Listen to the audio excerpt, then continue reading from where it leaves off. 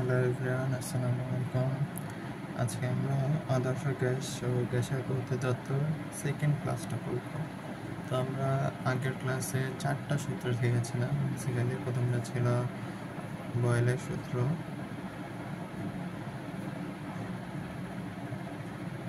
তারপরে ছিল হচ্ছে চার্লসের সূত্র,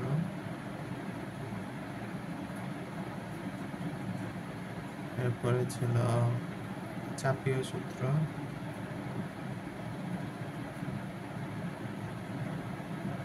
এবং আরেকটা ছিল হচ্ছে অ্যাভোগাড্রো সূত্র।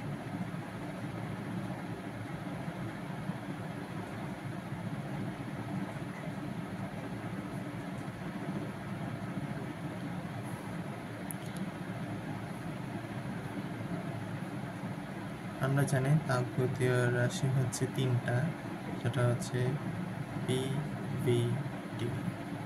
একটা হচ্ছে চাপ, আয়তন এবং তাপমাত্রা।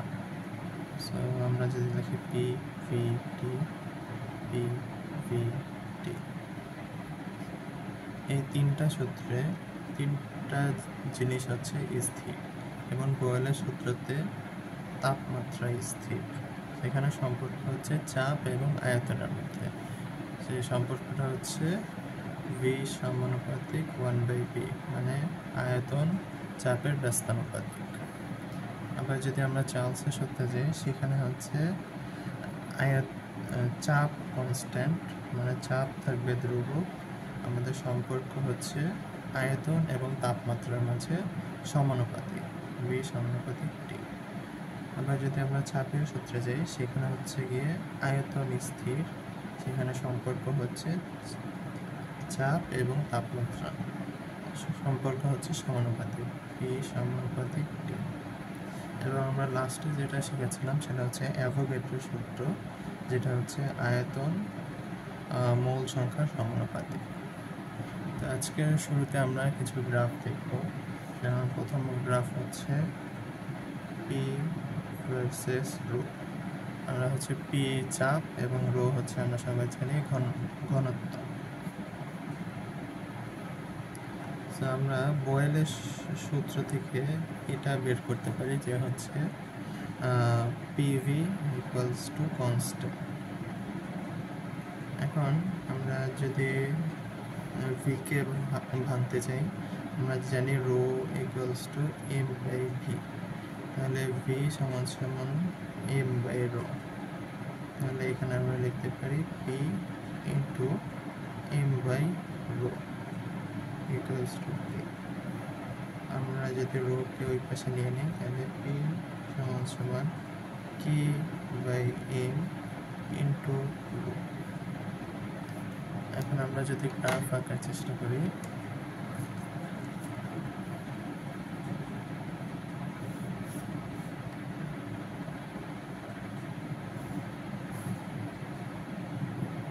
এই হচ্ছে আমাদের পি, এই হচ্ছে রো। ওয়াই অক্ষ বরাবর আমরা পি কে নিয়েছি, এজন্য ওয়াই সমান পি। এই পুরোটাই হচ্ছে একটা কনস্ট্যান্ট, যেটা এখানে ঢাল হিসেবে কাজ করবে। তাহলে এটা সমান সমান আমরা লিখতে পারি এম, এবং এক্স অক্ষ বরাবর রো আছে, তাহলে এক্স সমান, তাহলে আমাদের আসে ওয়াই সমান সমান এম এক্স এর গ্রাফ, যেটা হচ্ছে মূল বিন্দুগামী সরলরেখা, যেটা দেখতে হচ্ছে এরকম। এটা হচ্ছে পি ভার্সেস রো এর গ্রাফ। এখন আমরা কয়েকটা এমসিকিউ সলভ করব, যেগুলো হচ্ছে গিয়ে এইসব গ্রাফ থেকে চলে আসে, যেগুলো খুবই ইম্পর্টেন্ট এমসিকিউ এর জন্য। প্রথমটা যদি আমরা দেখি,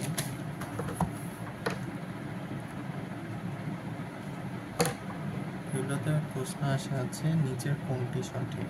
যেমন আমরা যদি একে দিই, নিচে কোনটি সঠিক।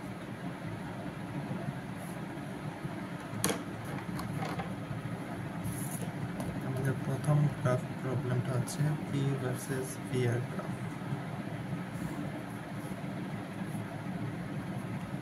P V.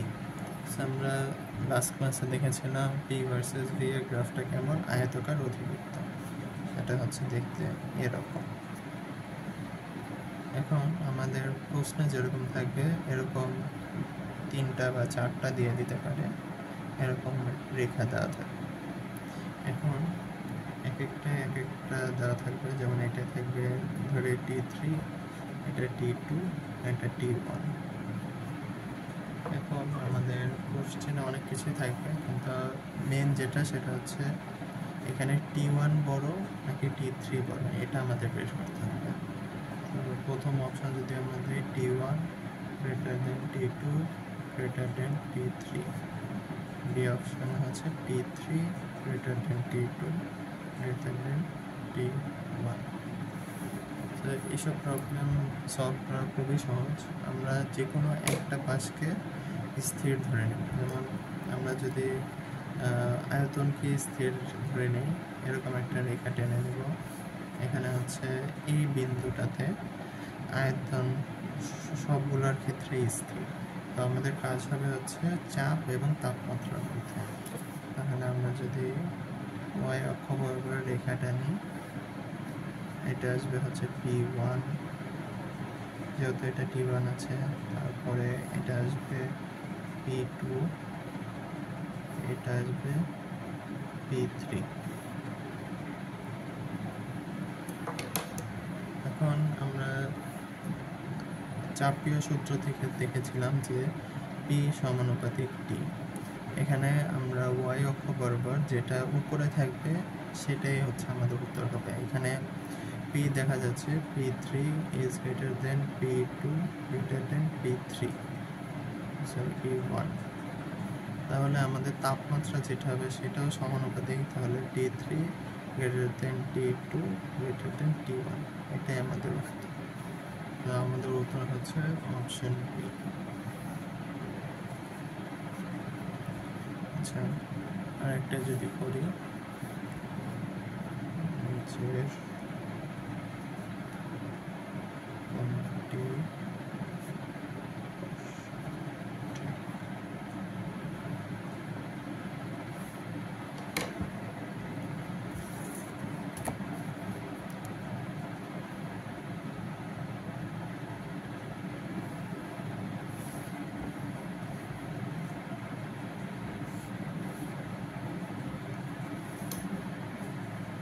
এবার আমরা দেখব ভি ভার্সেস টি এর গ্রাফ। গ্রাফটা হচ্ছে মূলবিন্দুগামী সরলরেখা। তো একটা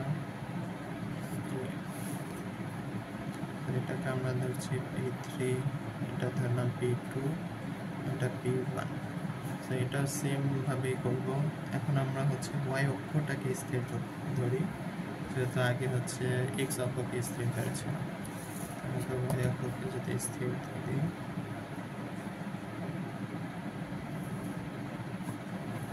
y অক্ষকে স্থির আমরা ধরে ফেলেছি, তাহলে এই বিন্দুটাতে সবগুলোরই আয়তন সেম, এজন্য আমরা স্থির ধরতে পেরেছি।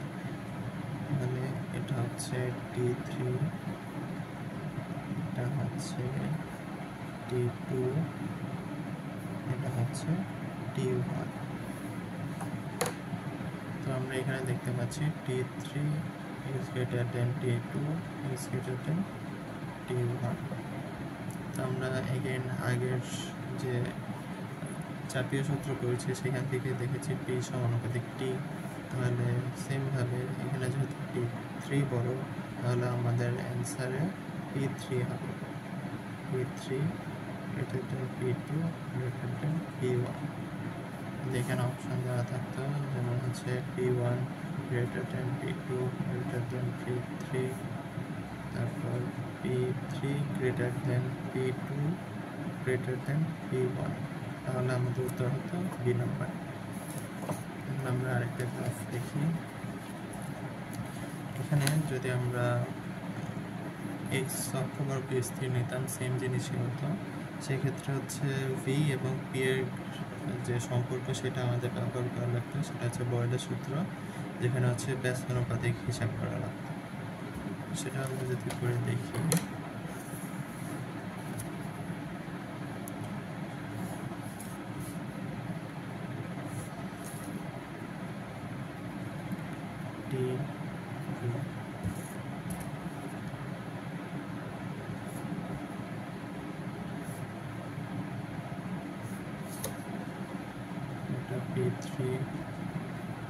Into P1।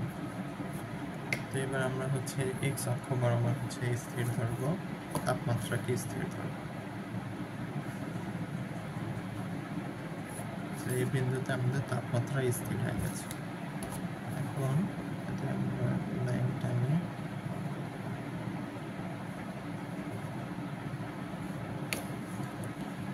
এটা হচ্ছে V1, এটা V2, এটা V3। এখানে আমরা গ্রাফ দেখে বুঝতে পারছি এখানে V1 হচ্ছে বড়, V2 তার ছোট, V3 তার ছোট। এখন আমরা বয়লের সূত্র হতে জানি যে ভি পি এর ব্যস্তানুপাতিক। তাহলে V1 যেহেতু বড়, তাহলে P1 হবে সবচেয়ে ছোট, মানে P3 হবে বড়। P3 is greater than P2 greater than P1। এই যে আমাদের উত্তরটাও এটাই ছিল। এখন আমরা আরেকটা গ্রাফ দেখি।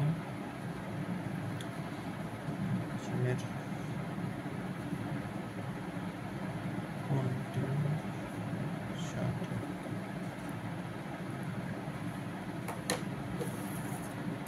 এবার আমরা আজকে যে গ্রাফটা শিখেছি সেটা দেখব।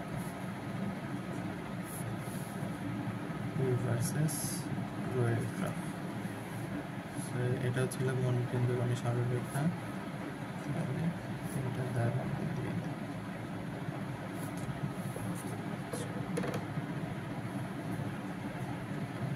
দিলাম। এখানে আমরা রেখা তিনটা নাম বললাম, এটা 1 নম্বর রেখা, এটা 2 নম্বর রেখা, এটা 3 নম্বর রেখা। এখানে ঢাল হবে হচ্ছে 1/m। তাহলে আমরা প্রথম অপশন হলো 1 বর্গ, 2 বর্গ, 3। এই অপশনটা তার উল্টা। এখন আমরা সেম কোনো একটা অক্ষকে স্থির ধরবো, আমরা এক্স অক্ষকেই ধরলাম স্থির। এখন আমাদের সম্পর্কটা চলে আসছে। আমরা শুরুতে দেখেছিলাম P সমানুপাতিক K/m, সরি K/m ইন্টু ρ। এটা ছিল আমাদের ঢাল। এখন আমাদের ঢালের সাথে যে সম্পর্ক সেটা হচ্ছে সমানুপাতিক। এজন্য এখানে আমাদের P1, P2, P3 এর মধ্যে P3 সবচেয়ে বড়। যেহেতু সমানুপাতিক তাহলে রেখাটাও ওরকমই হবে। তাহলে 3 নম্বর রেখাটা সবচেয়ে বড়।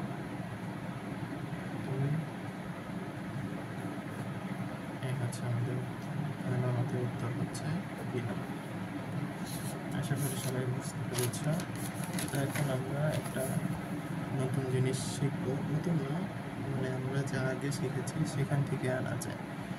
সেটা হচ্ছে কি আদর্শ গ্যাসের সমীকরণ।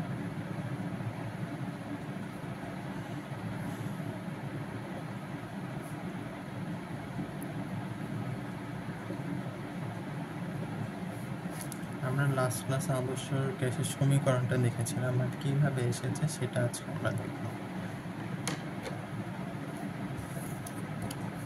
ধরি এটা একটা পাত্র,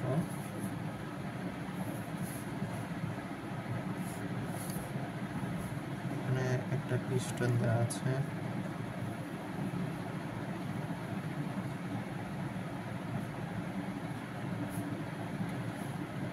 এই পাত্রের আয়তন হচ্ছে ভি, যে চাপে আছে সেটা হচ্ছে পি, যে তাপমাত্রায় আছে সেটা হচ্ছে টি, এবং এন মোল গ্যাস আছে। আচ্ছা, আমরা শুরু থেকে যে সূত্রগুলো শিখেছি, প্রথমটা ছিল বয়েলের সূত্র, সেটা ছিল ভি সমানুপাতিক 1/p। তারপর আমরা যে সূত্রটা শিখেছি সেটা হচ্ছে চার্লসের সূত্র, ভি সমানুপাতিক টি, এবং অ্যাভোগাড্রো সূত্র থেকে আমরা দেখেছিলাম ভি সমানুপাতিক এন। তাহলে এই তিনটাকে যদি আমরা কম্বাইন করি তাহলে যেটা পাবো সেটা হচ্ছে ভি সমানুপাতিক 1/p into T into N. এখন সমানুপাতিক ধ্রুবক উঠে দেওয়ার জন্য আমাদের হচ্ছে একটা সমানুপাতিক ধ্রুবক দিতে হবে, যেটা আমরা শিখেছিলাম মোলার গ্যাস ধ্রুবক। তাহলে ভি সমানুপাতিক আর, এটা হচ্ছে মোলার গ্যাস ধ্রুবক, into 1/p into T into N. So আমরা যদি পি কে এই পাশে নিই তাহলে PV equals to N K আগে লিখলাম এন আর, এটাই হচ্ছে আমাদের আদর্শ গ্যাসের সমীকরণ। এখন আমরা একটা সূত্র শিখব, যেটা হচ্ছে অনেক কাছে থেকে আমাদের, সেটা হচ্ছে তাপগতীয় চলকগুলোর মধ্যে একটা সম্পর্ক আমরা দাঁড় করাবো। আমরা হচ্ছে আমাদের ম্যাক্সিমাম টাইমে দুটো পাত্রর মধ্যে সম্পর্ক চাপে, বা দুটো গ্যাসের সম্পর্ক চাপে, বা একটা গ্যাসকে চেঞ্জ করার মাধ্যমে তার মধ্যে কী কী জিনিসের চেঞ্জ আসছে সেটা বের করে দিতে বলতে পারি। তাহলে আমরা দুটো পাত্র নিলাম,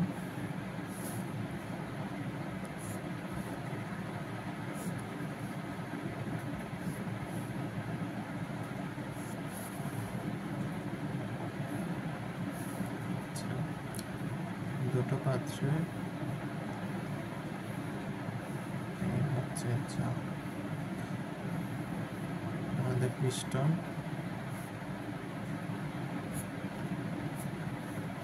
তো এই পাত্রে N1 পরিমাণ গ্যাস আছে, এটাতে ধরলাম N2 পরিমাণ গ্যাস আছে।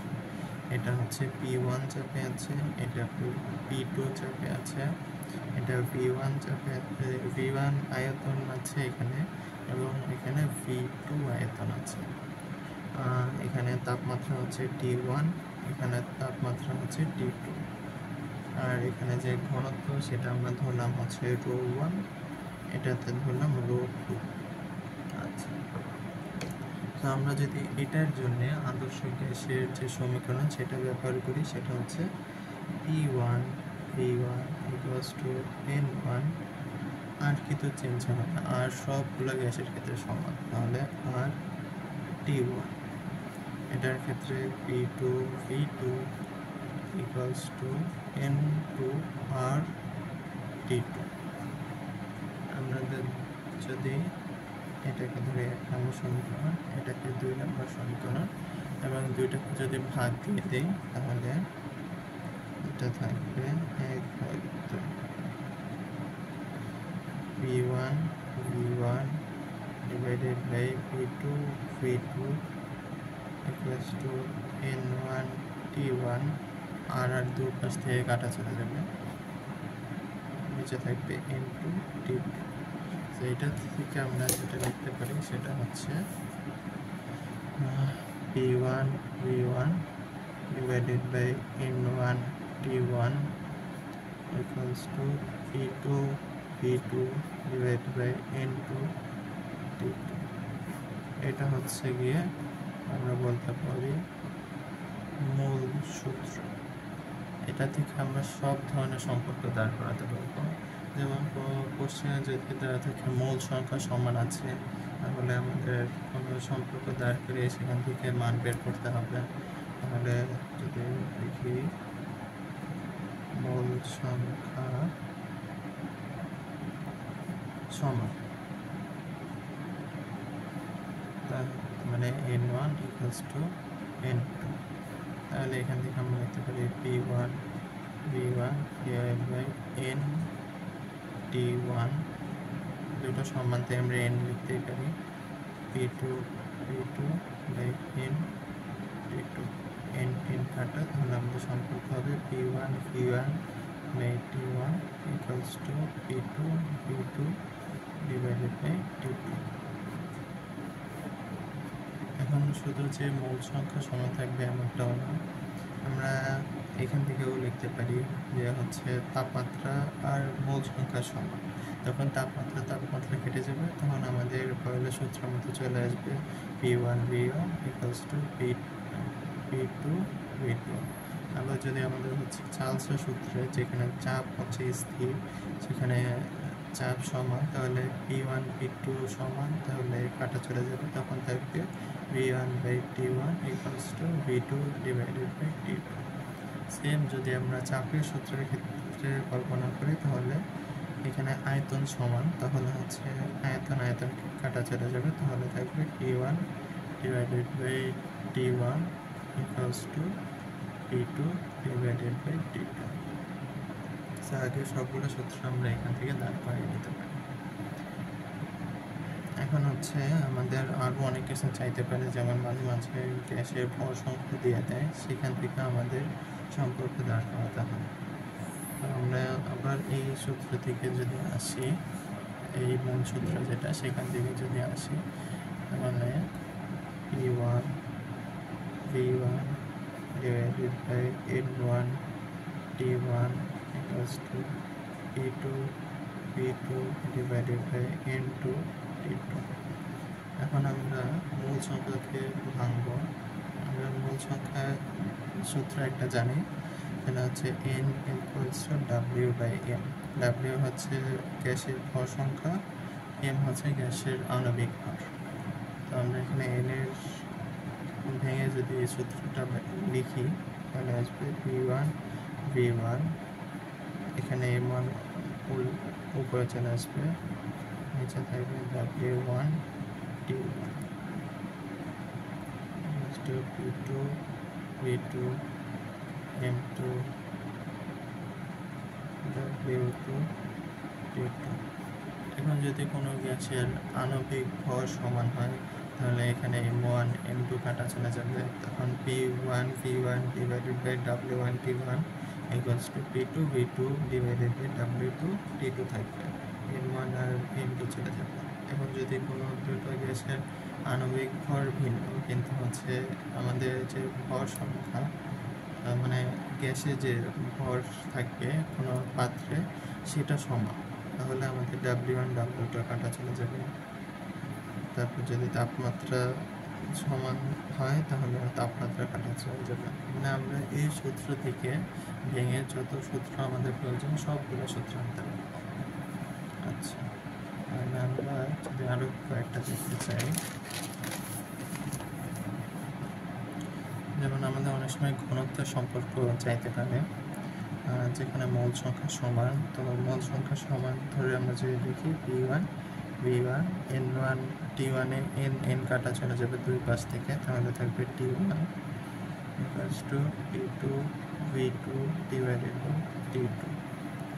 এখন আমরা যদি ঘনত্ব সম্পর্ক আনতে চাই, তাহলে আমাদের ঘনত্ব আনতে হবে। সেটা কীভাবে আনবো? আমরা আয়তন থেকে আনতে পারবো। তাহলে P1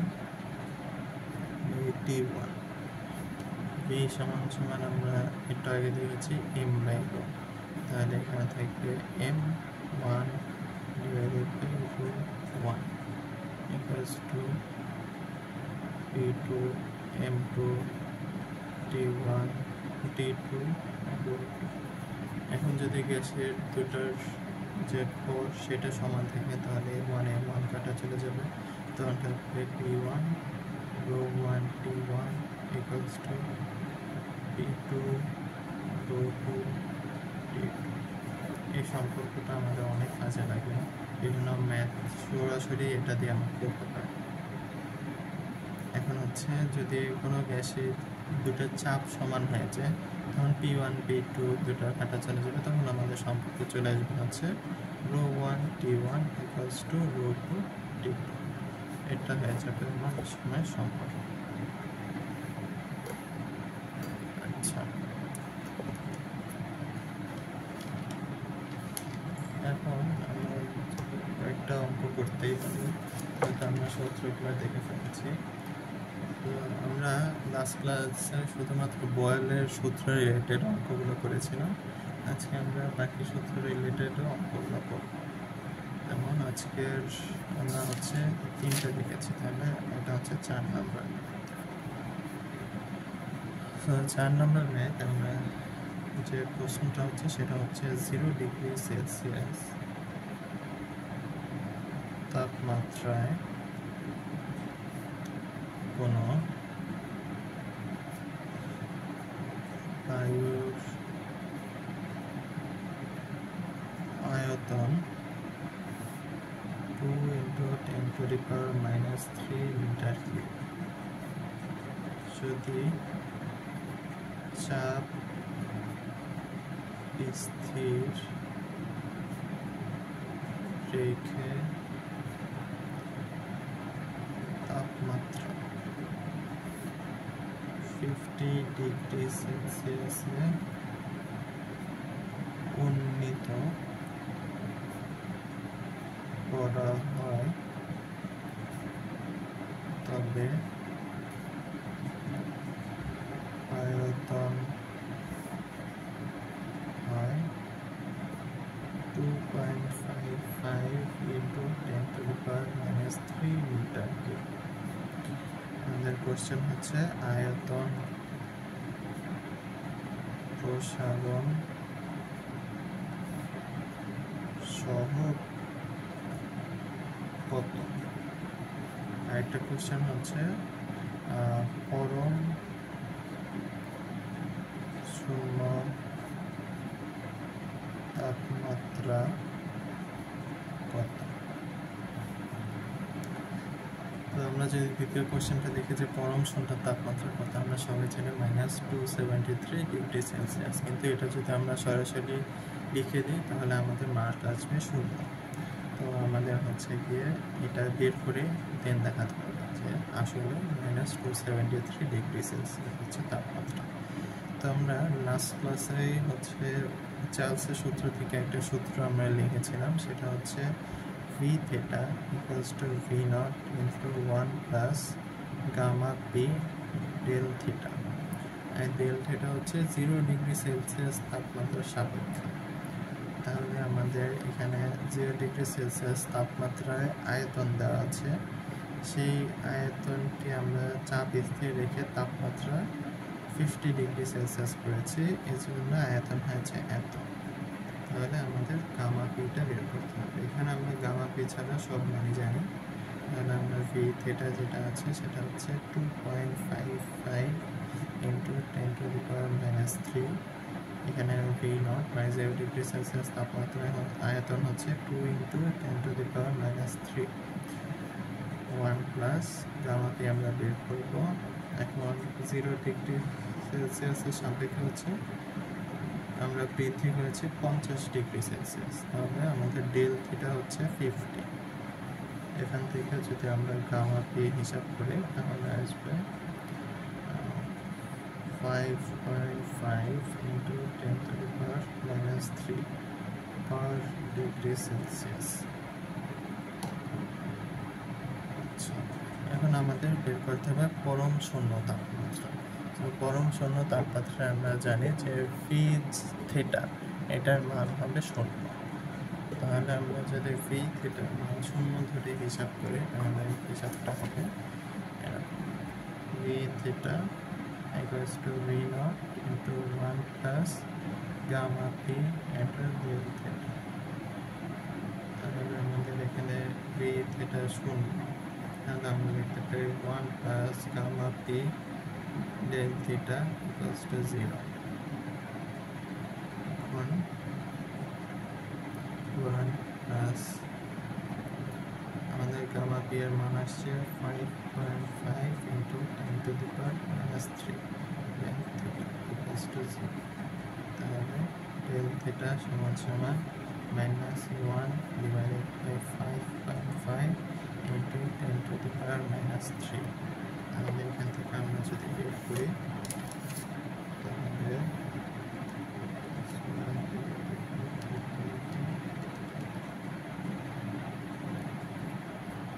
এখানে আমাদের উত্তর আসছে -181.81 ডিগ্রি সেলসিয়াস।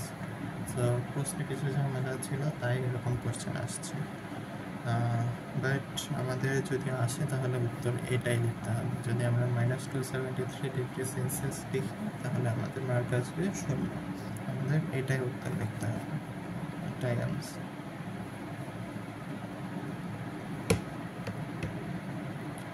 আচ্ছা, আমাদের 5 নম্বর যে কোশ্চেনটা হচ্ছে একটি গ্যাস সিলিন্ডারে 1 into 10 to the power minus 3 metre cube আয়তনের অক্সিজেন গ্যাস আছে। তাপমাত্রা 300 কেলভিনে স্থির রেখে কিছু গ্যাস ব্যবহার করা হলে চাপ 2.5 into 10 to the power 5 Pascal থেকে কমে 1.3 into 10 to the power 5 Pascal হয়। প্রথম কোশ্চেন হচ্ছে ব্যবহৃত অক্সিজেন গ্যাসের ভর কত। দ্বিতীয় কোশ্চেন হচ্ছে ব্যবহৃত অক্সিজেন গ্যাসের অণু সংখ্যা কত। আমাদের এই দুটো জিনিসই বের করতে হবে। তো আমাদের প্রথম কোশ্চেনটা বুঝতে হবে। প্রথমে একটা সিলিন্ডার আছে, সেই সিলিন্ডারে আমাদের একটা নির্দিষ্ট পরিমাণ গ্যাস ছিল, যেটাকে আমরা ধরলাম N1, যেটাকে পরবর্তীতে ব্যবহার করার পরে গ্যাসটা কমে যায় এবং গ্যাসের পরিমাণ হয় হচ্ছে N2 পরিমাণ। তাহলে আমাদের ব্যবহৃত যে গ্যাস সেটা হচ্ছে del N সমান N1 মাইনাস N। এখন আমরা আদর্শ গ্যাসের সমীকরণ থেকে জানি যে PV equals to nRT। তাহলে আমরা যদি এখানে n এর সম্পর্ক দেখতে চাই তাহলে n সমান PV ডিভাইডেড বাই RT। আমরা পরের পৃষ্ঠায় যদি দেখি, আমরা দেখেছিলাম del m সমান N1 মাইনাস N2 আর n সমান হচ্ছে PV বাই RT। তাহলে আমরা এখানে লিখব হচ্ছে P1 divided by RT1 minus P2 divided by RT2। এখানে আমাদের তাপমাত্রা স্থির ছিল, শুধু চেঞ্জ হয়েছে এখানে চাপ। একটা সিলিন্ডারের আয়তন ফিক্সড, তাহলে আমাদের আয়তনটাও সমান। তাহলে V by RT into P1 minus P2। এখানে সবগুলো মান জানি এবং বসিয়ে দেব। ভি যেটা দেওয়া আছে সেটা হচ্ছে 1 into 10 to the power minus 2 divided R হচ্ছে 8.314। তাপমাত্রা দেওয়া আছে 300 কেলভিন। আমাদের প্রথমে যে চাপ ছিল সেটা হচ্ছে 2.5 into 10 to the power 5 Pascal minus পরে চাপ কমে হয়েছে 1.3 into 10 to the power 5 Pascal. সেইখান থেকে যদি আমরা ক্যালকুলেশন করি তাহলে মান বের হয়ে যাবে।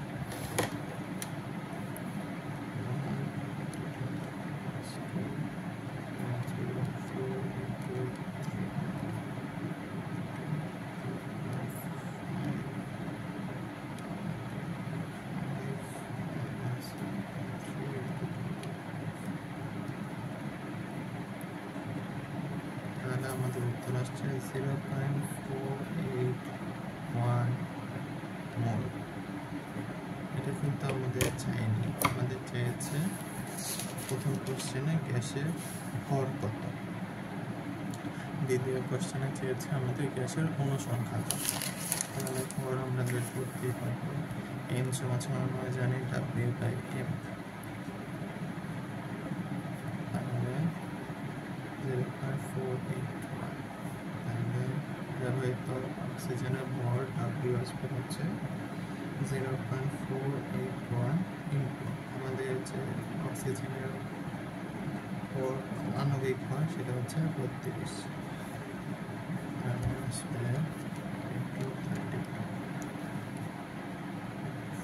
15.3957 এত গ্রাম। এখন আমাদের দ্বিতীয় কোশ্চেনে চেঞ্জ হলো ব্যবহৃত অক্সিজেনের অণু সংখ্যা কত। তাহলে আমরা এখানে ডেল এন থেকে আনতে পারি যে ডেল এন বাই এন এ সেটা হচ্ছে 0.481, এটা হচ্ছে অ্যাভোগাড্রো সংখ্যা। তাহলে আমাদের ব্যবহৃত অণু সংখ্যা ডেল এন সমান হচ্ছে 0.481 ইন্টু অ্যাভোগাড্রোর যে সংখ্যা সেটা আছে 6.023 ইন্টু 10⁻23। তাহলে আসবে আমাদের 6.023 ইন্টু 10⁻23, আমাদের অ্যান্সার আসবে 2.897 ইন্টু 10⁻23 এতটি মোল আমরা ব্যবহার করেছি। তাহলে আমাদের আরেকটা কোশ্চেন শেষ। এটা ছিল 5।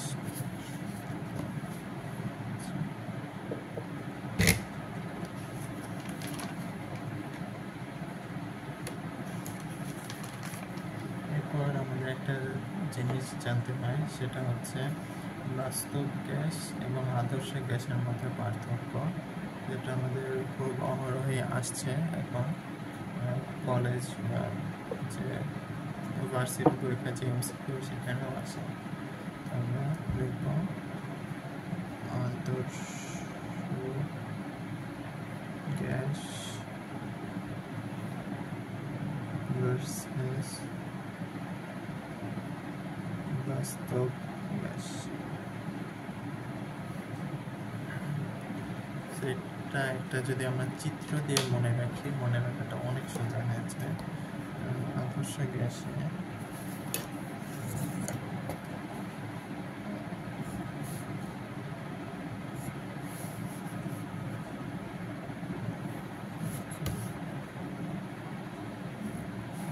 আমরা নিজেদের বোঝা সুবিধার্থে চিত্র এঁকে নিব।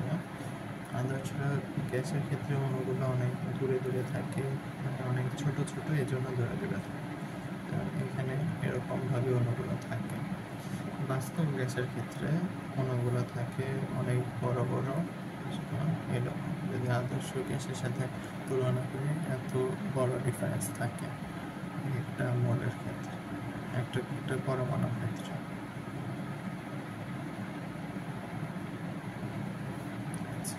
তো এই দুটো চিত্র দেখে আমরা সবগুলো পয়েন্ট লিখতে পারি।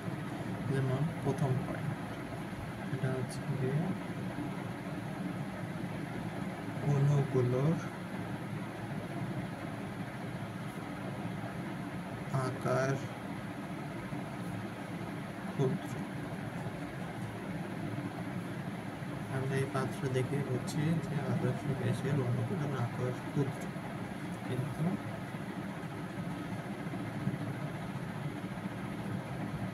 বাস্তব গ্যাসের আকার ক্ষুদ্র নয়। আচ্ছা, আমাদের দ্বিতীয় পয়েন্টটা হচ্ছে পাত্রের যে আয়তন, এই পাত্রের যে আয়তন সেই তুলনায় গ্যাসের আয়তন অতি নগণ্য। তাহলে পাত্রের আয়তনের তুলনায় গ্যাসের আয়তন নগণ্য, এখানে সেটা নগণ্য হয়।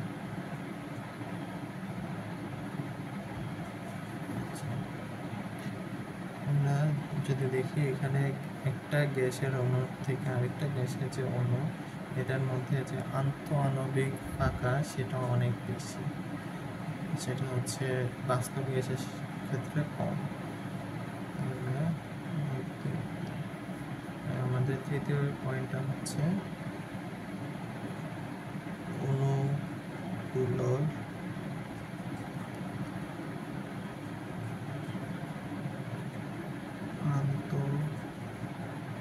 আন্তঃআণবিক ফাঁকা স্থান বেশি। এক্ষেত্রে আমাদের ফাঁকা স্থান কম। এরপরে যেহেতু এদের মধ্যে আন্তঃআণবিক ফাঁকা স্থান বেশি, তাহলে একটা অণু আর একটা অণুকে আকর্ষণ করবে অনেক কম বা নেই বললেই চলে। আমাদের ফোর্থ পয়েন্ট হচ্ছে আন্তঃআণবিক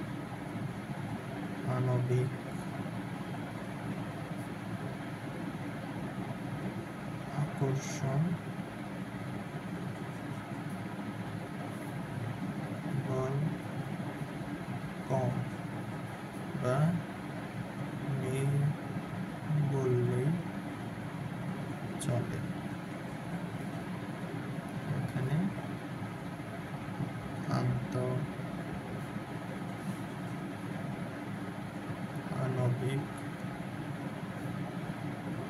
আকর্ষণ বল আছে। যেহেতু এদের মধ্যে কোনো আকর্ষণ নেই, তারপর আন্তঃআণবিক ফাঁকা স্থান অনেক বেশি, এর জন্য এদের মধ্যে বিভব শক্তি জমা থাকে। আমরা পঞ্চম পয়েন্ট লিখতে পারি অণুগুলোর বিভব শক্তি নেই।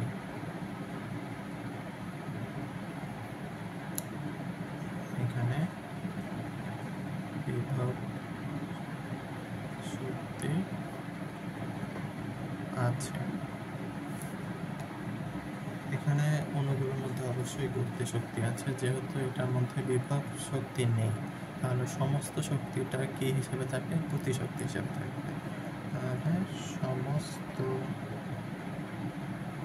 শক্তি গতি শক্তি, এটার সমস্ত শক্তি গতি শক্তি নয়। সমস্ত শক্তি গতি শক্তি নয়।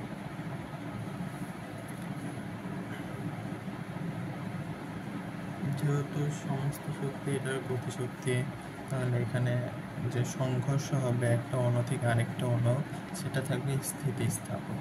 তাহলে আমাদের সপ্তম পয়েন্ট হচ্ছে সংঘর্ষ স্থিতিস্থাপক। বাস্তব গ্যাসের ক্ষেত্রে সংঘর্ষ যেটা, সেটা স্থিতিস্থাপক নয়।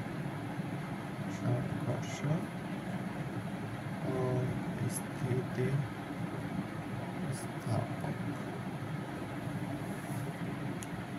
এছাড়া আরও অনেকগুলো পার্থক্য আছে যেগুলো আমাদের জানা উচিত।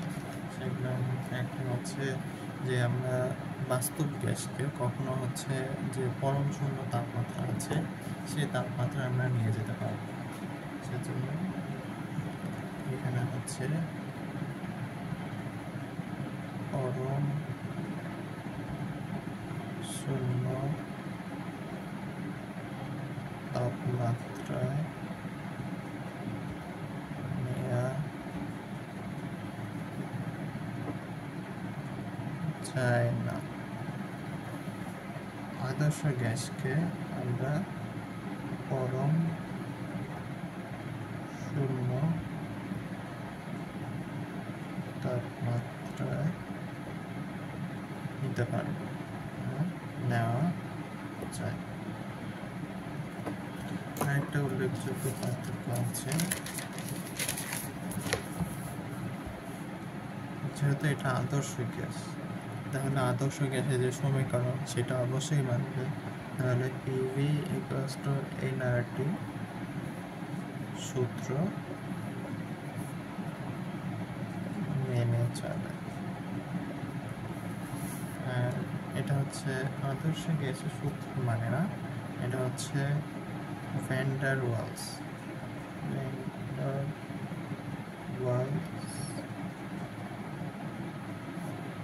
সূত্র মেনে চলে।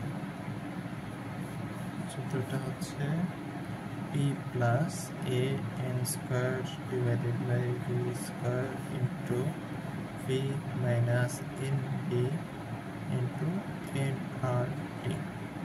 এই সূত্র আমরা বিস্তারিত কেমিস্ট্রির সেকেন্ড পেপারের ফার্স্ট চ্যাপ্টার পরিবেশ রসায়নে আমরা জানতে পারব। এখানে হচ্ছে পি হচ্ছে চাপ, এন স্কোয়ার হচ্ছে এন হচ্ছে মূল সংখ্যা যার বর্গ এন স্কোয়ার, ভি হচ্ছে আয়তন। এখানে এ হচ্ছে যে চাপ সংশোধক, যেটা দিয়ে হচ্ছে আমরা বাস্তব গ্যাসের যে চাপ সেটা সংশোধন করতে পারবো, আর বি হচ্ছে আয়তন সংশোধক। এখন আমাদের কোশ্চেন আসে যে আমরা আদর্শ গ্যাসকে কিভাবে বাস্তব গ্যাসে কনভার্ট করতে পারি। সেটা হচ্ছে নিম্ন চাপ এবং উচ্চ তাপমাত্রায়, নিম্ন চাপ এবং উচ্চ তাপমাত্রায় আমরা বাস্তব গ্যাসকে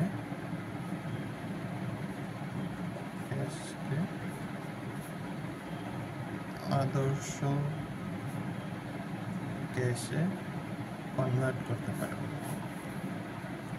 আবার আদর্শ গ্যাসকে যদি আমরা বাস্তব গ্যাসে কনভার্ট করতে চাই, এটা উল্টা উচ্চচাপ এবং নিম্ন তাপমাত্রা। আচ্ছা, এখন আমরা আরো কয়েকটা অঙ্ক করব। এটা হচ্ছে 6 নম্বর।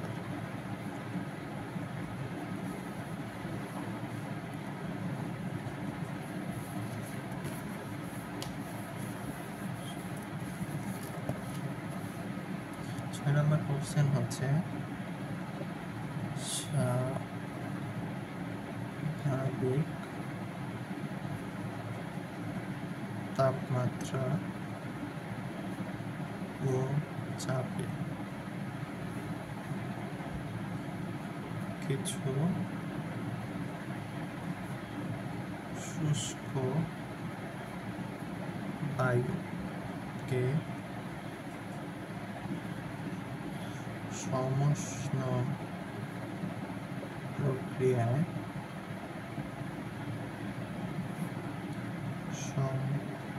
সংকুচিত করে এর আয়তন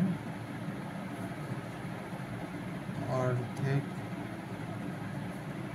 করা হলো, তাহলে চূড়ান্ত চাপ কত? স্বাভাবিক তাপমাত্রা ও চাপে কিছু শুষ্ক বায়ুকে সমষ্ণ প্রক্রিয়া, সমষ্ণ মানে হচ্ছে সম উষ্ণ, মানে হচ্ছে তাপমাত্রা কনস্ট্যান্ট, প্রক্রিয়া সংকুচিত করে আয়তন অর্ধেক করা হলো, তাহলে চূড়ান্ত চাপ কত? যেহেতু সমষ্ণ প্রক্রিয়া মানে তাপমাত্রা স্থির, তাহলে আমরা বয়লের সূত্র লিখতে পারি P1 equals to P2 V2। এখন আমাদের প্রাথমিক যে চাপ সেটা হচ্ছে প্রমাণ চাপ আর স্বাভাবিক চাপ, যেটা হচ্ছে 1 atm। তো আমরা এসআই এককে যে লিখি সেটা হচ্ছে প্যাসকেলে 101.325 প্যাসকেল। এখন ভি লিখলাম, আদি আয়তন হলাম ভি, আমাদের বের করতে হবে P2। আয়তন অর্ধেক করা হয়েছে, মানে প্রাথমিক আয়তনের অর্ধেক, V/2, V কাটা, তাহলে আমাদের P2 চলে আসবে 2 × 101.325 এত প্যাসকেল, বা আমরা এটাকে সুন্দরভাবে লিখতে পারি 280। এটাই আমাদের উত্তর। আজকে আমরা যে অঙ্কটা দিয়ে শেষ করব সেটা লিখি। এটা আমাদের আজকের লাস্ট অঙ্ক। 760 মিলিমিটার চাপে, এটা হচ্ছে পারদ চাপ। 760 মিলিমিটার হচ্ছে পারদ চাপ, যেটা এটিএম এ হচ্ছে 1 ATM এবং প্যাসকেলে হচ্ছে এই যে 101.325 প্যাসকেল। 760 মিলিমিটার চাপে কিছু মার্বেল সহ একটি গ্যাসের আয়তন 100 সেন্টিমিটার কিউব, চাপ 1000 মিলিমিটার পর্যন্ত বাড়ালে মোট আয়তন 80 সেন্টিমিটার কিউব হয়। তাহলে মার্বেলের আয়তন কত? আচ্ছা, আমরা এতক্ষণ ধরে যে সূত্রগুলো শিখেছি সবগুলো সূত্র ছিল চাপ, মানে চাপ বা আয়তন বা তাপমাত্রা, এগুলো সব কিছু ছিল গ্যাস রিলেটেড। এখানে কোনো সলিড বা লিকুইড কোনো প্রশ্ন নিয়ে আমরা কথা বলবো। তো আমরা দেখছি এখানে চাপ আমরা বৃদ্ধি করেছি, সেই ক্ষেত্রে আমাদের আয়তন কমে গেছে। তো আমরা এটা সূত্র ব্যবহার করতে পারবো বয়েলের সূত্র। কিন্তু এখানে হচ্ছে যেহেতু আমাদের মার্বেল আছে, তো আমরা পুরো যে 80 সেন্টিমিটার কিউব বা 100 সেন্টিমিটার কিউব এটা পুরোটা ব্যবহার করতে পারবো না, কারণ এখানে একটা সলিড বস্তু আছে যেটা হচ্ছে মার্বেল। তো আমরা সেই মার্বেলের আয়তন যেটা আছে সেটাকে বাদ দিয়ে হিসাব করতে হবে। তো আমরা ধরি মার্বেলের আয়তন 1 সেন্টিমিটার কিউব। আচ্ছা, তো আমাদের এখানে পি আর ভি এর নিয়ে যে সম্পর্ক সেটা ব্যবহার করতে হবে। তাহলে P1 V1 P2 V2। এখানে তাপমাত্রা রিলেটেড কিছু বলা হয়নি, তাই আমরা তাপমাত্রা এড করছি না। তো আমাদের আগে যে চাপ ছিল সেটা ছিল 760 মিলিমিটার পারদ চাপ, আর যে পরের যেটা সেটা হচ্ছে 1000 মিলিমিটার পারদ চাপ। এখন আমাদের কনসিডার করতে হবে গ্যাস। এখানে আমাদের যে আদি আয়তন আছে সেটা গ্যাস এবং মার্বেল সহ আয়তন। এখন আমরা মার্বেলের আয়তন ধরেছি x, তাহলে আমাদের V1 হবে 100 - x। এই অংশটা হচ্ছে কি আমাদের গ্যাসের আয়তন। সেম এখানে 80 - x, এটা হবে আমাদের পরবর্তীতে গ্যাসের আয়তন। এখান থেকে যদি আমরা ক্যালকুলেশন করি তাহলে x এর মান চলে আসবে 16.67 সেন্টিমিটার কিউব। এটাই হচ্ছে আমাদের অ্যান্সার। তো আশা করি আজকের ক্লাসটা সবাই বুঝতে পেরেছে। যদি কোনো কোশ্চেন থাকে অবশ্যই কমেন্ট বক্সে জানাবো। ভিডিও ভালো লাগলে লাইক করে দিলাম। সবাইকে ধন্যবাদ। আসসালামু আলাইকুম।